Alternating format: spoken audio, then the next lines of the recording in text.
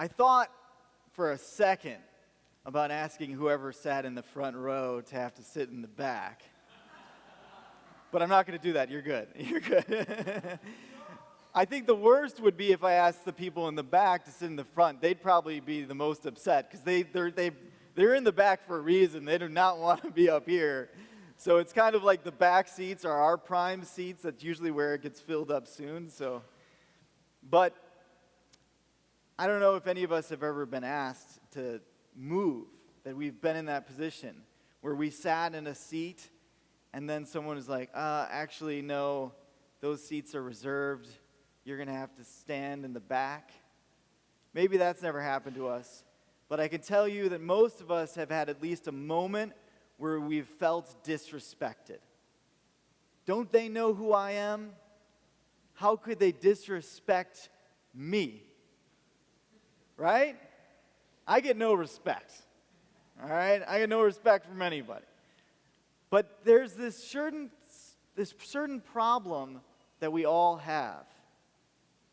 This problem, as described in this one book that I never read, called Ego is the Enemy.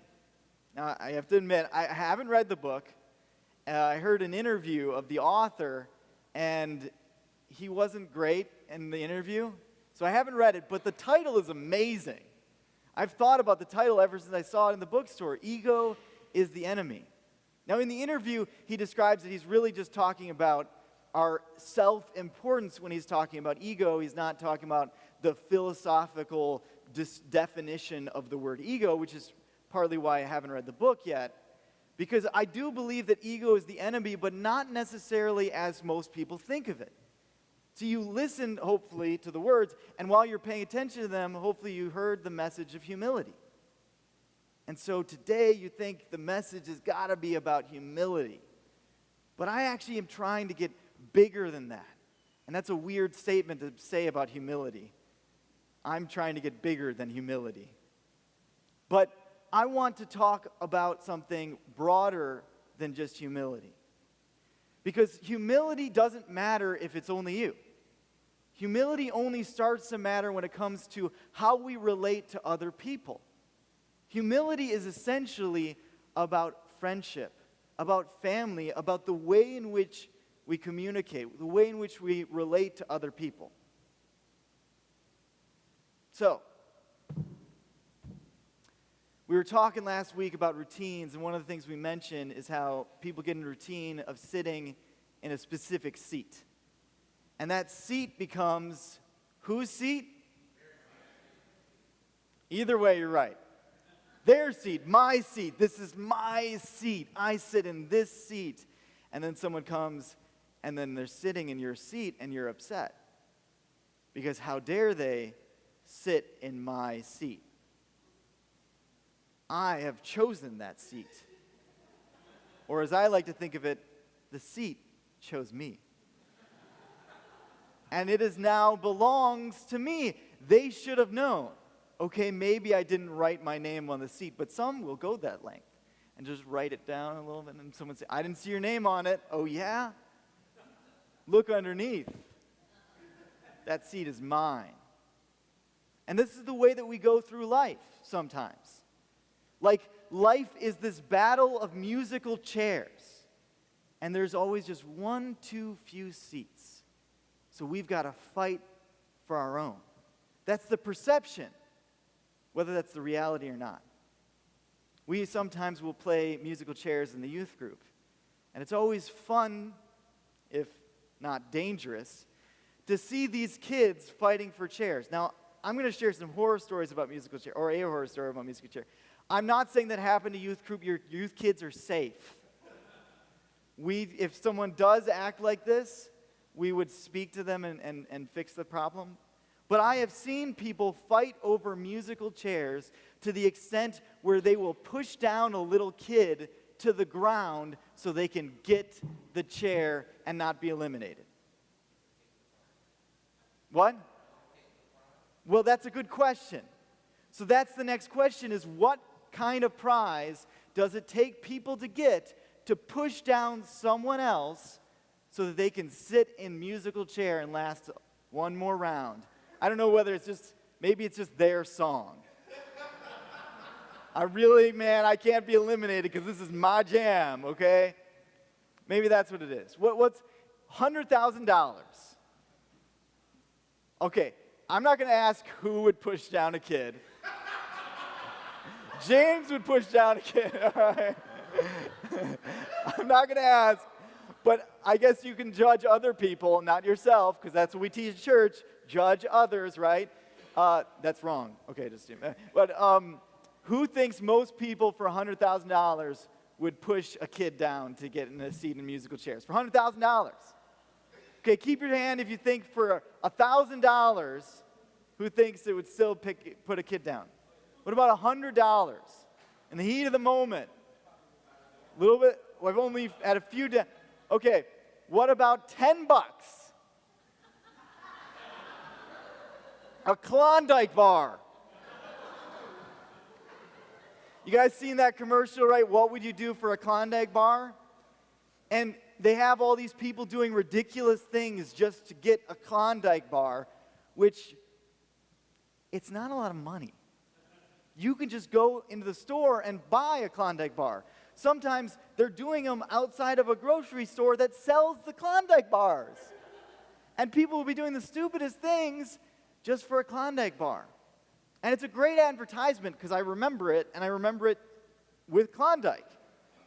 And it makes me kind of want a Klondike bar. Right now I'm thinking about having a Klondike bar. Anybody else? Yeah? But it's a stupid advertisement if you think about it. Because they don't need the Klondike bar. They can get people to do the stupidest things ever without the Klondike bar attached. You know how? Make it a competition.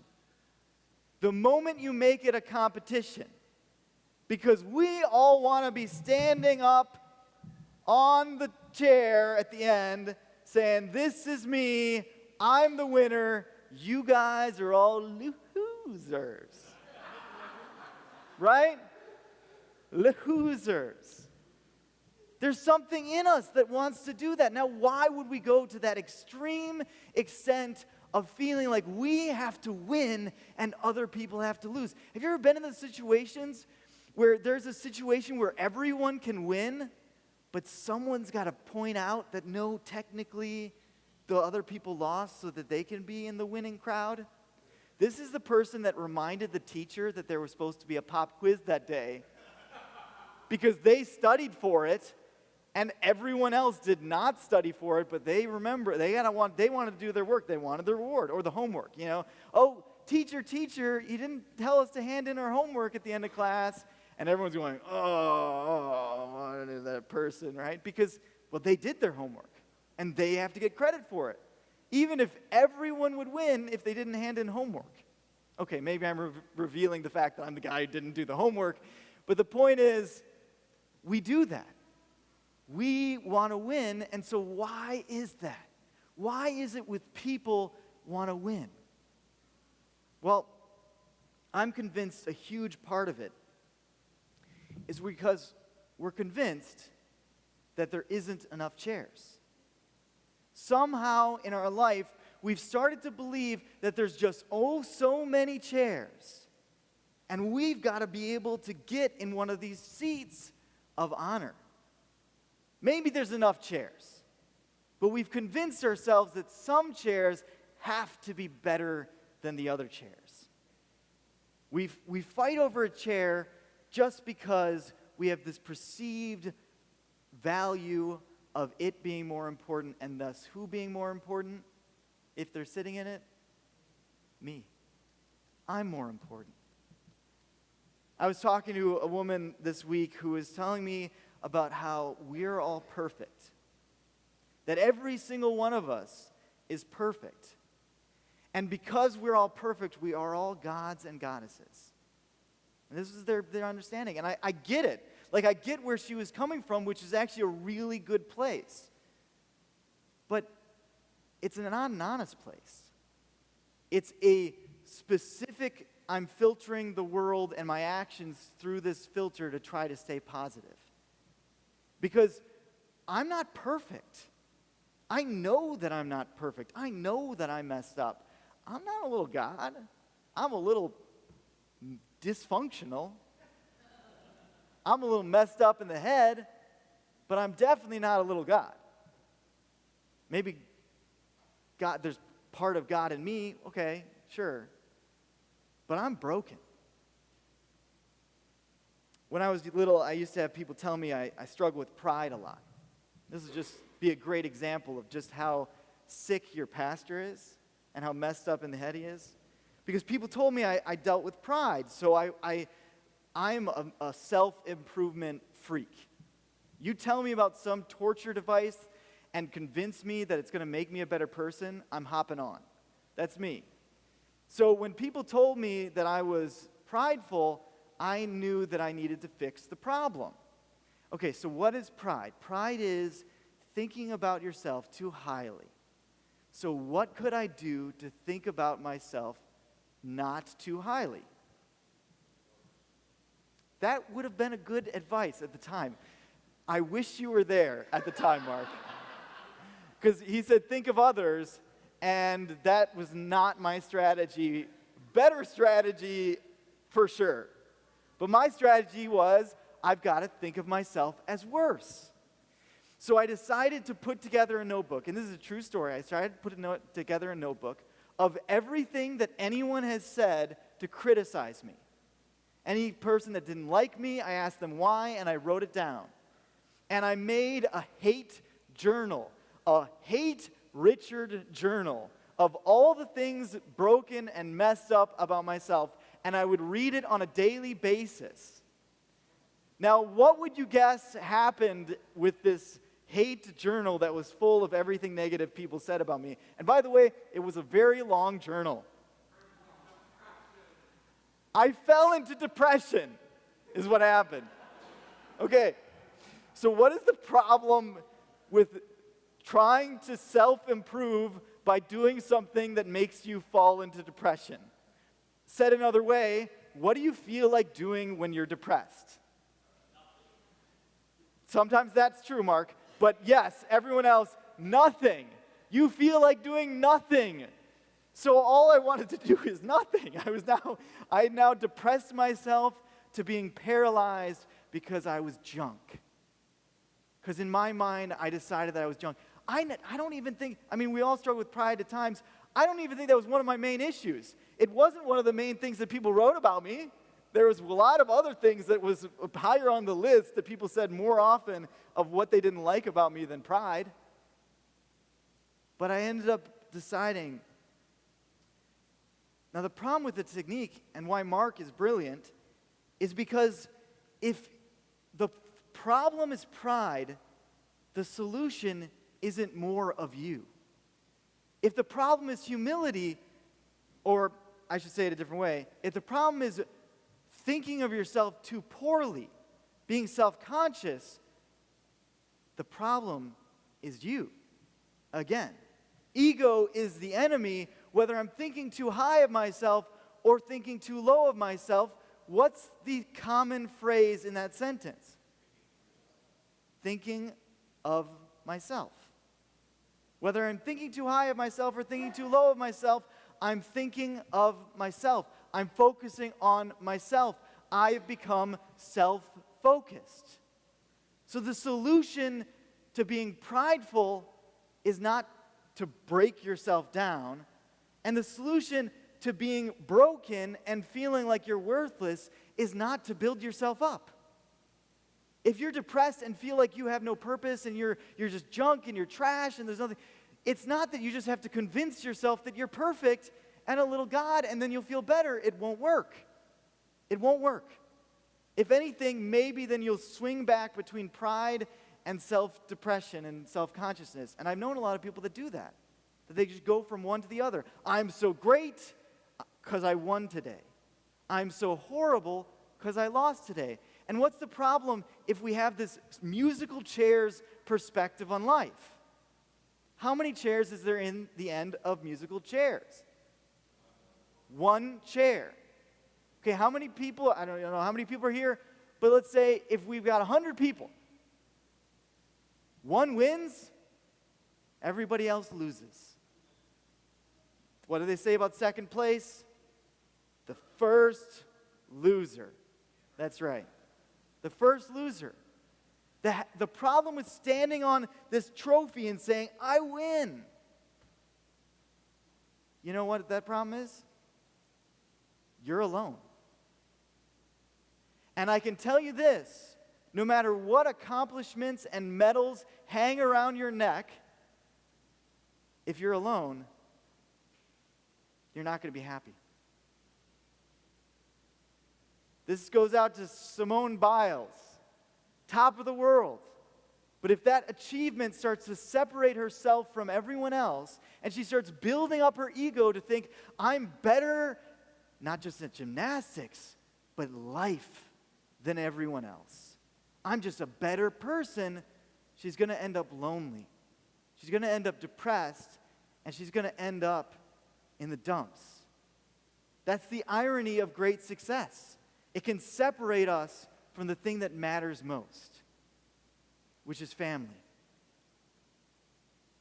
Now, I don't know about you guys. Maybe you guys all have just been naturally likable your entire life, and you've always had friends. Okay, maybe not all of you, but not this guy.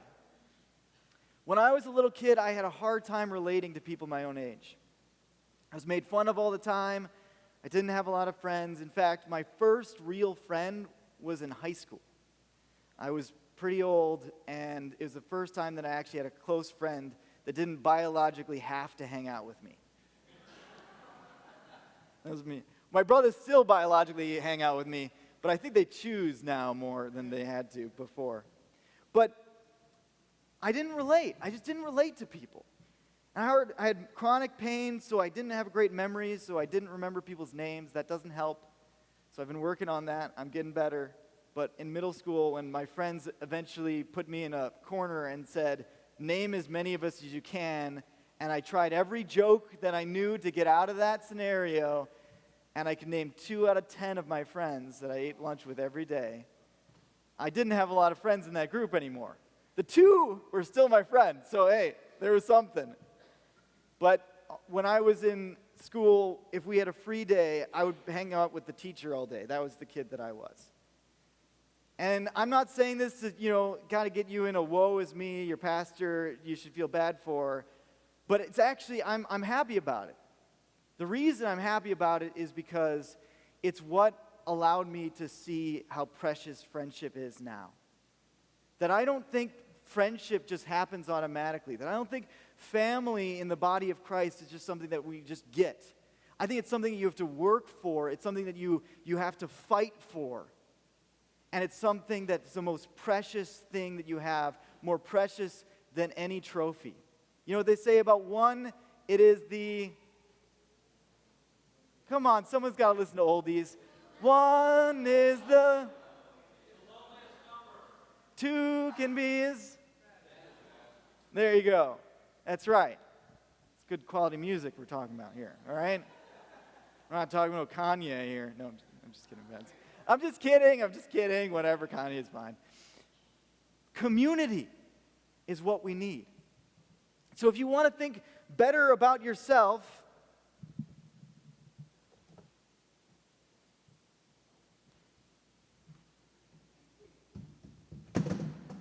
don't sit alone. So when I was a kid in high school, I finally had a friend. Whee! Yay! Thank you. It was a good friend. And we decided to make a policy that we were going to spend the first half of lunch sitting together. And then the second half of lunch, we were going to go and find people that were sitting alone. And for that day, we were going to sit with them and just hang out. And then afterwards, we were going to say, hey, tomorrow, why don't you come and sit at our table? And so we started doing this. Every day, we would just go, we'd hang out for a little bit, talk, have, fun, and then we would go and we would find someone who's sitting alone. We'd sit down next to them, we'd talk with them, and then we'd say, hey, tomorrow, why don't you end up sitting at our table and hanging out with us? By the way, we never once were refused after because we sat with the person first. If we had just gone up to that person and just said, hey, you should come over to our table, they might have come, But they probably wouldn't have, because they would have been scared. They would have been feeling like maybe they'll be an outcast. But they already knew me just from that one time of sitting down with them. So what would you think would happen, by the way, with this technique? We became the most popular kids in high school. I kid you not. This is really what happened. We ended up having the biggest table that was packed full of people. We couldn't fit everybody on one table. We had extra chairs like pulled up to that table. Eventually, we stopped going around because there was nobody who was sitting alone. So we couldn't keep doing it. But we just decided, well, we'll take up 2 tables if we have to. But we became the cool kids. Yeah, we were full of misfits. We were full of dysfunctional people. And I'll be honest, some of the times the people were sitting alone for a reason.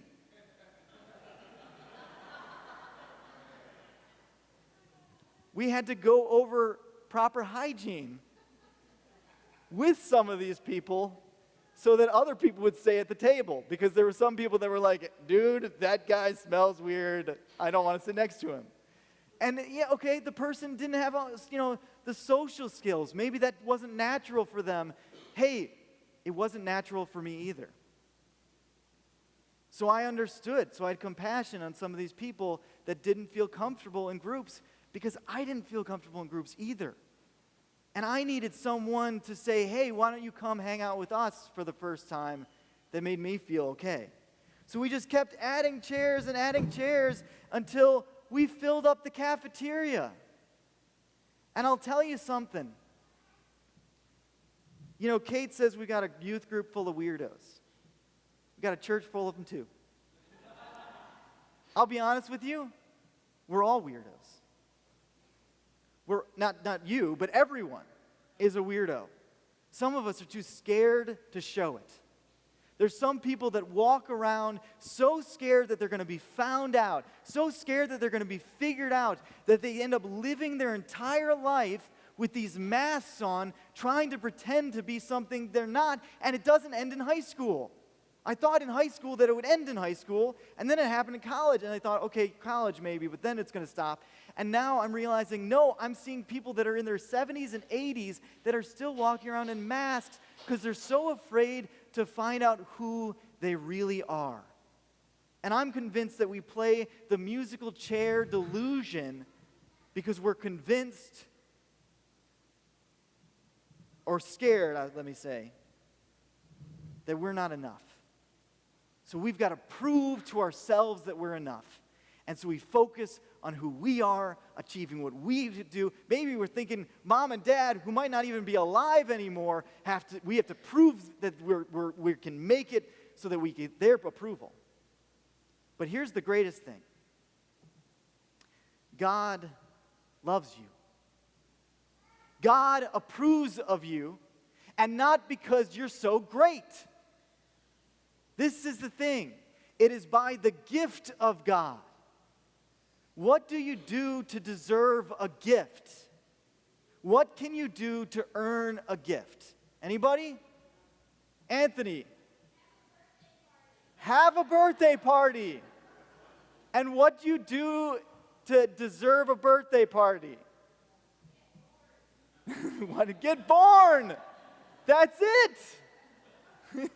He was made by God, and so he gets a birthday party. He didn't labor. It was Melissa that labored. But why does he get the birthday party? Because it's a gift. And you know what? You can do nothing to earn a gift. And you know why I know this? Because if you earned it, it's not a gift anymore. The moment that you earned it, and people are like that with like bonuses. Now, I know this is treading on thin ice here because some people get really mad about their bonus, and no matter what I say, they're still going to think that I'm wrong. But I can't understand why people are mad when they don't get a bonus. It's a bonus. Should we pull out a dictionary here? This is something contractual. extra. It's a gift. I had this youth kid that was so mad because his mom wouldn't buy him an iPhone. Well, she bought him an iPhone, but it wasn't the newest iPhone. And I said, wow, that's ridiculous. That jerk. I mean, you worked hard and earned a lot of money to pay for that iPhone, and then she didn't give you the nice iPhone. And he said, well, no, I mean, she paid for it. Oh, okay. Well, yeah, but you work really hard and you make a lot of money and you pay for rent. You pay for the rent to live at that house. No, I don't pay for rent. You don't pay for. Well, yeah, but you make dinner all the time for your family, and they eat that dinner, and that's labor, and that you put that in. It's like, well, I don't do that, but I do chores. I'm like, oh, okay. Now, do you get anything for the chores? Allowance. Do you get allowance? Now, your mom, does she sometimes clean the house and do stuff like that? Yeah. Oh, okay. Now, what's her allowance? She doesn't get allowance. She doesn't get allowance. No. How does she get money? She works for it. Oh, okay. I see this.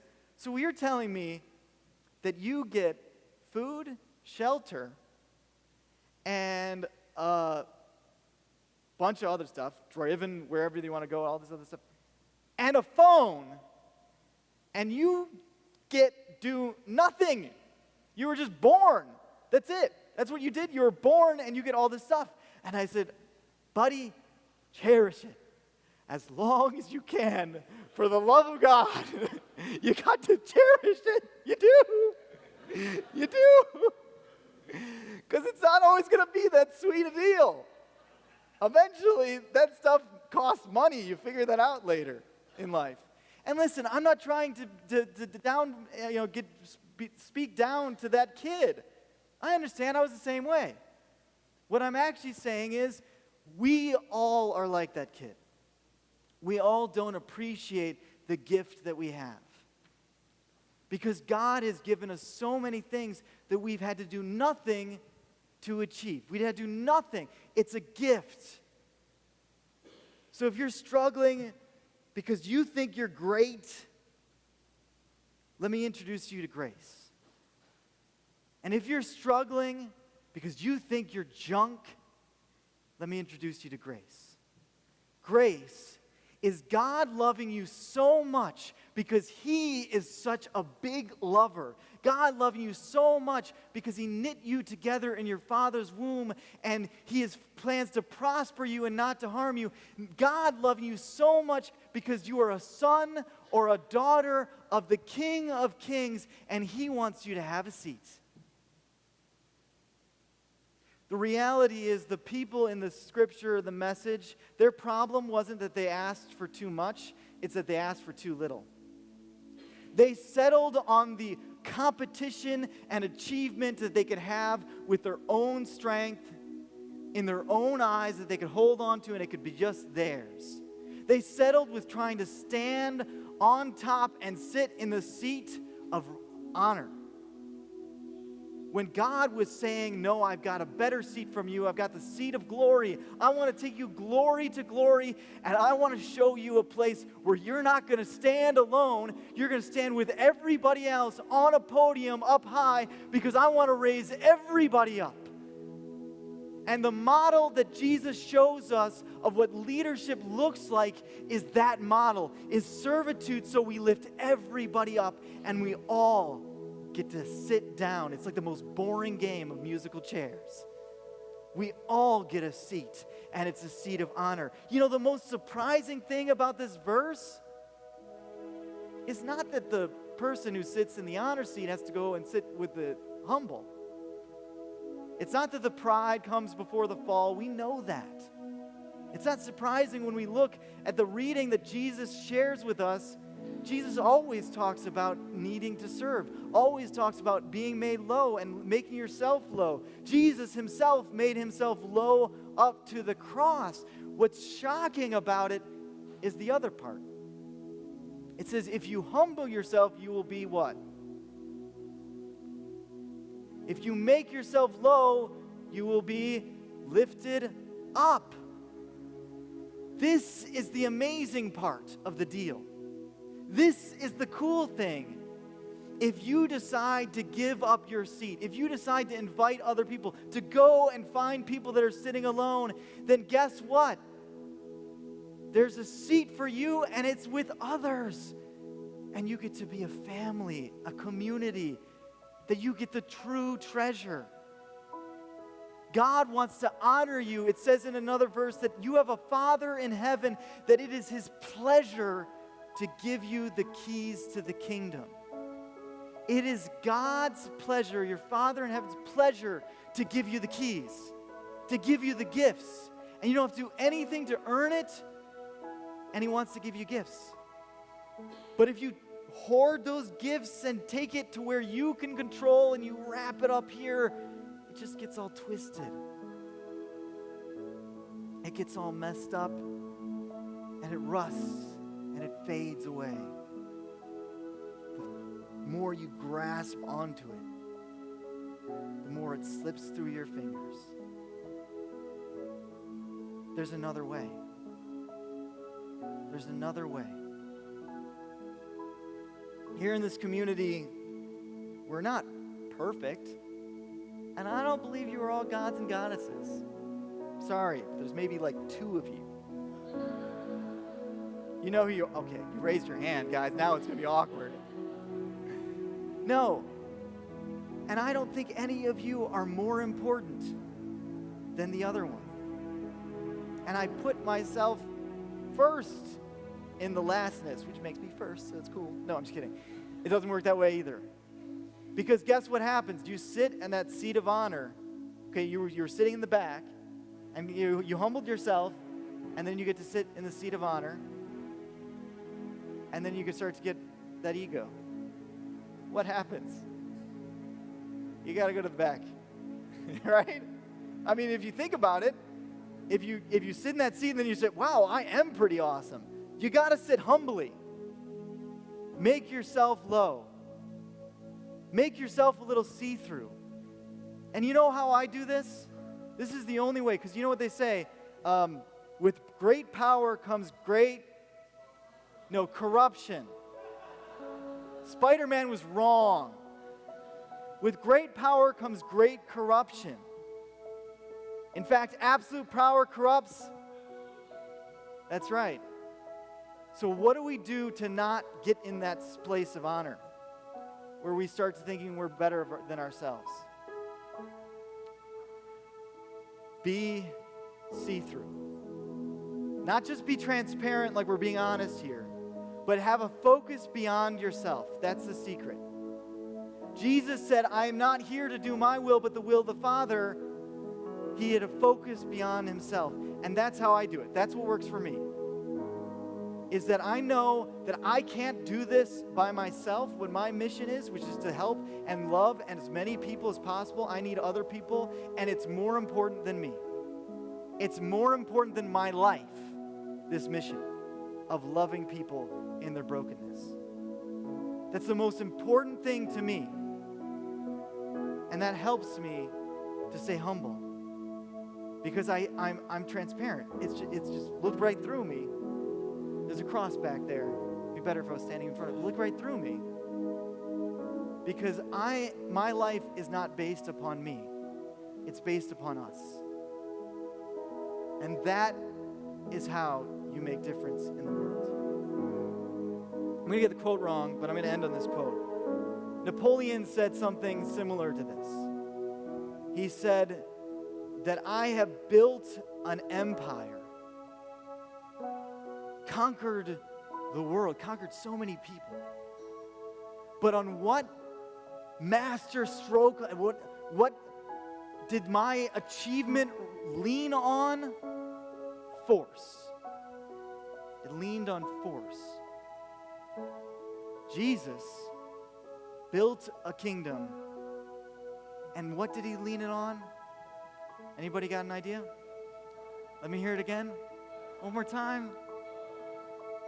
And to this day, and this is Napoleon, I'm getting it really botched, but this is the gist of it. This is Napoleon Bonaparte said about Jesus. He said, to this day, millions of men would die for him. And I can tell you that's only become more true. 2,000 years later, millions of people would die for him. Why? Because he built a kingdom not on how great he was, but on love. And if you want to build a life that lasts, that is important, that means something, that has purpose and a meaning, you don't build it on musical chairs. You built it on welcoming people to an empty seat, just for them. We've got an empty seat for you, and we want you to invite others. And I'm not just saying to this church so we can get this church bigger, which is cool, and I hope it happens like that, of course. But that's not what matters. If this church ceases to exist, but we go out and we love people, then I'll be happy. Because what really matters is the seat in the family of God and to invite people into that family. That's what this is all about.